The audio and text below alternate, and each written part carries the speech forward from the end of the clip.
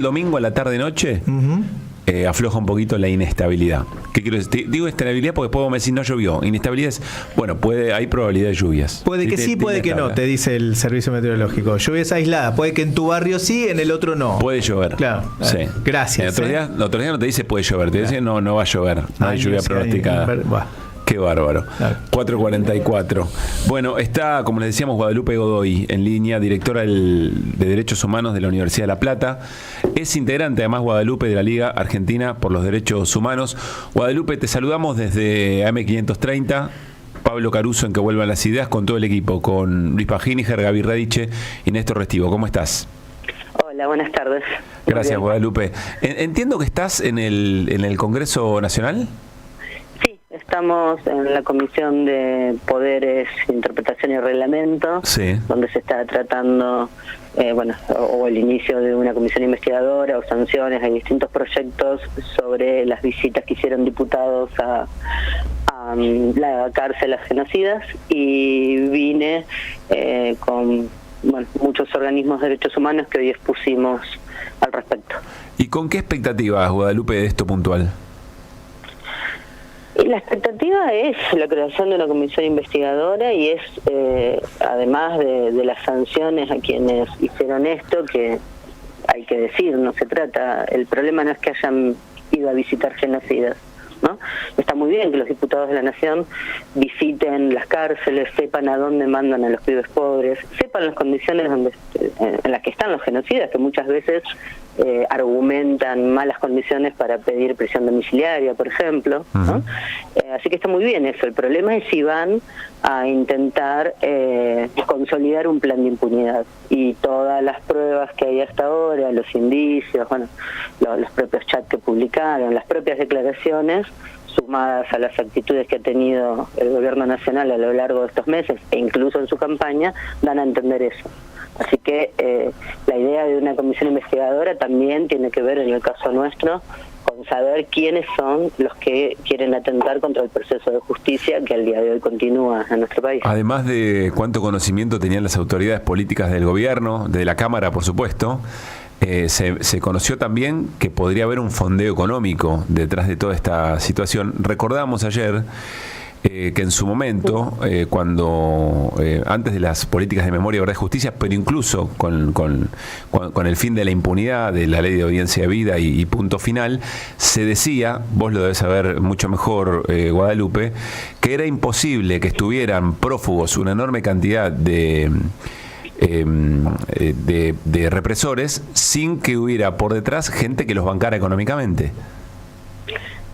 De hecho, hemos tenido elementos a lo largo de estos años también para ver que esa banca económica se ha sostenido a lo largo del tiempo con aportes que también se han hecho para las defensas de quienes terminaron finalmente imputados en causas por delitos de lesa humanidad, ¿no? Es decir, en los 80 fue para sostener a prófugos. El caso de Libera fue muy conocido, y posiblemente por eso también esos documentos generan bastante intriga, ¿no? Sí. De dónde salieron esos bienes, pero también es cierto que después hemos comprobado que muchos integrantes de la fuerza han hecho y siguen haciendo aportes que permiten llevar adelante las defensas. Porque en realidad gratis creo que solo los abogados y abogadas de los organismos de derechos humanos hacemos estas causas. A ver, Guadalupe, en paralelo, la vicepresidenta de la Nación, Victoria Villarroel, organiza un acto en el Senado de la Nación, en el Salón Azul, en homenaje a las víctimas del terrorismo, una fecha internacional, y puntualiza, digamos, en, lo que ya conocemos, digamos, ¿no? Teoría de los dos demonios de mínima, negacionismo de mínima, y diciendo que se va a hacer justicia respecto de las víctimas de las guerrillas, de las fuerzas armadas de la política o de los espacios políticos que tenían un correlato armado. ¿En qué contexto ubicas esto? ¿Cuál debería ser ¿Por qué ocurre? ¿Por qué es posible que esto efectivamente ocurra? Uno pensaba que era imposible que sucediera hace 5 años atrás. Villarroel ha sido siempre muy coherente, ¿no? Con lo que prometió en campaña, con su propia militancia en el CELTIV. hay que ver, para mí hay varias patas en el gobierno que todas tienen que ver con este plan de impunidad, ¿no? Por un lado, la deslegitimación del movimiento de derechos humanos a nivel discursivo, algo que también había hecho el macrismo, y que, bueno, a lo largo de todo este tiempo lo hemos estado viendo. El curro de los derechos humanos que se instaló como ley de fuerza. Exactamente, el curro, bueno, las viejas chorras, todas esas cosas espantosas. Por otro lado, también esto de el otro demonio, ¿no? Que en el caso de Villarroel es como su acento. Villarroel es pro-genocida, pero la reivindicación del genocidio la hace de una manera como, digamos, no lineal, sino justamente reivindicando a las otras víctimas, ¿no? Intentando relativizar lo que sucedió. Y después tenemos, digamos, en ese sentido, los dos demonios podían convertirse efectivamente en un intento de judicializar al otro demonio, ¿no? Ya hace varios años que lo tenemos, hay 3 causas: la causa Larraure, que está en la Corte esperando una decisión; la causa Rucci, donde el hijo dijo que no era un delito de lesa humanidad y eso provocó el enojo de la vicepresidenta; y la causa que se denomina Superintendencia Federal, que si no me equivoco está en casación, ¿no? Así que esos intentos estuvieron, y seguramente lo que ella hizo ayer como jefa, digamos, como no por su rol institucional, sino, vuelvo a decir, por su rol militante, es decir, que van a impulsar nuevas causas. Está bien aclarar eso, Guadalupe, sí, ¿qué tal? Luis Pablo te saluda. Interrumpo simplemente para señalar que me parece interesante marcar eso, ¿no? Ella, Victoria Villarroel, como en su rol de vicepresidenta, no puede llevar adelante nada que no tenga que ver con la justicia, ¿no? Exacto, y yo creo que en realidad lo que hace ayer es una respuesta al sector que a ella la lleva a la política y con el que tiene compromisos, ¿no? Posiblemente por todo lo que está sucediendo acá, donde todo el resto de la Libertad Avanza medio que no se me ocurre una frase que no sea reculó en chancletas, pero bueno, retrocedió a partir del escándalo que se provocó. Porque a mí me parece que acá lo que pasa es lo mismo que le sucedió al macrismo, ¿no? Porque por un lado nos alarmamos y nos asustamos, pero por otro también cada una de estas situaciones nos hacen ver cuáles son los anticuerpos que hay en nuestro pueblo sobre estos temas, ¿no? Así como la Corte saca esos 3 fallos, el 2x1 fue uno, pero fue un paquete, y termina con una movilización enorme en la calle. Bueno, hoy quienes fueron a visitar genocidas con la intención de sacar un comunicado y una foto todos sonriendo, terminan teniendo, bueno, que retroceder de esta manera, ¿no? Entonces ahí Villarroel supongo que lo que hace es plantarse y tratar un poco de responder a los sectores que son las que la sostienen en la vida pública. Sí, porque incluso el gobierno nacional, Javier Milei en particular, pero uno podría verlo también en Lourdes Arrieta y todo lo que se armó alrededor de ella, y hoy mismo Patricia Bullrich reiteraron que no está en la agenda del gobierno nacional la visita a los represores y que ese tema no es prioridad, ¿no? Eso sí, es la parte positiva de todo el asunto, ¿no? Que tengan que despegarse de todo eso.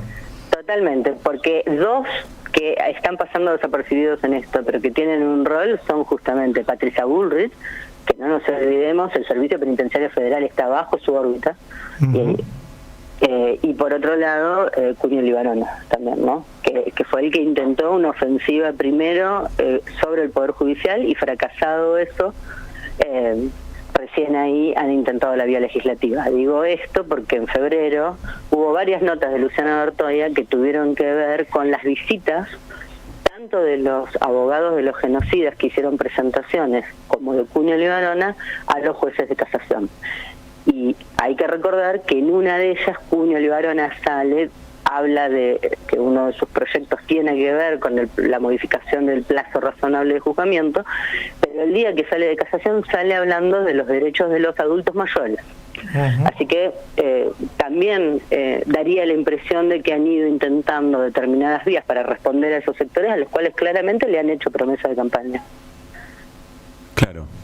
Guadalupe, quiero hacerte una pregunta un tanto más profunda, si se quiere. Vinculado con la idea de lo irreversible, ¿te acordás que en un momento se suponía que había ciertas cosas que ya no tenían retroceso? Es cierto que esto vuelve a mostrar anticuerpos, pero me pregunto si, por sectores de la sociedad que se dejaron conquistar con determinadas consignas, si por nuevas generaciones,